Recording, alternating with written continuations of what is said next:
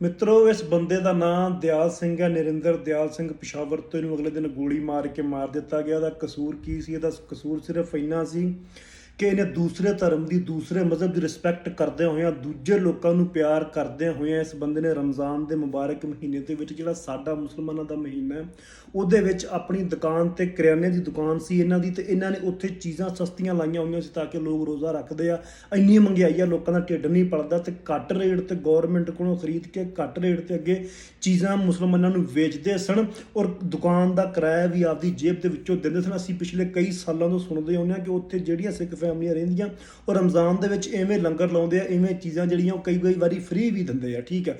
ਲੇਕਿਨ ਉਹਦੇ ਬਦਲੇ ਮਿਲਿਆ ਕਿ ਉਹਨੂੰ ਗੋਲੀ ਮਾਰ ਕੇ ਮਾਰ ਦਿੱਤਾ ਗਿਆ। ਅਸੀਂ ਖੁਦ ਮੁਸਲਮਾਨ, ਅਸੀਂ ਆਪਣੇ ਆਪ 'ਚ ਬੜੀ ਵੱਡੀ ਕੌਮ ਬਣਦੇ ਹਾਂ, ਅਸੀਂ ਆਪਣੇ ਆਪ ਦੇ ਬੜੇ ਵੱਡੇ ਪਾਕਿਸਤਾਨੀ ਬਣਦੇ ਹਾਂ, ਬੜੇ ਧਾਰਮਿਕ ਬਣਦੇ ਹਾਂ। ਅਸੀਂ ਕੀ ਕਰ ਰਹੇ ਹਾਂ? ਸਾਡਾ ਮੱਕਾ ਫਰੂਟ ਸ਼ਾਪ ਹੈ, ਮਦੀਨਾ ਫਰੂਟ ਸ਼ਾਪ ਹੈ, ਬਿਸਮਿਲ੍ਲਾ ਕਮਿਸ਼ਨ ਸ਼ਾਪ ਹੈ। ਉੱਥੇ ਕੀ ਹੁੰਦਾ?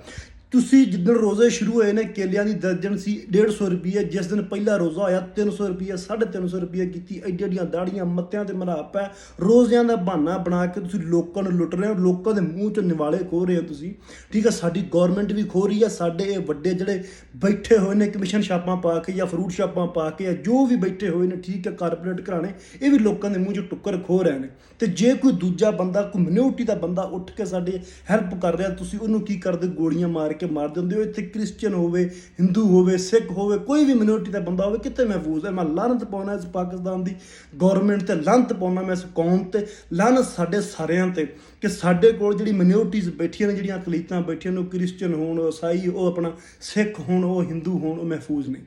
ਸਾਡੇ ਕੋਲ ਕਾਨੂੰਨ ਹੀ ਕੋਈ ਨਹੀਂ ਹੈਗਾ ਕੋਈ ਉਹਨਾਂ ਨੂੰ ਸਿਕਿਉਰਿਟੀ ਦੇਣ ਵਾਸਤੇ। ਸੋ ਲਾਹਨਤ ਹੈ, ਜੇ ਕੋਈ ਤੁਹਾਡੀ ਸਪੋਰਟ ਕਰਦਾ ਤਾਂ ਉਹਦਾ ਸ਼ੁਕਰੀਆ ਅਦਾ ਕਰੀਦਾ, ਉਹਦਾ ਗੋਲੀ ਨਹੀਂ ਮਾਰੀ ਦੀ ਹੁੰਦੀ ਸਾੜ ਤੋਂ ਆ ਕੇ।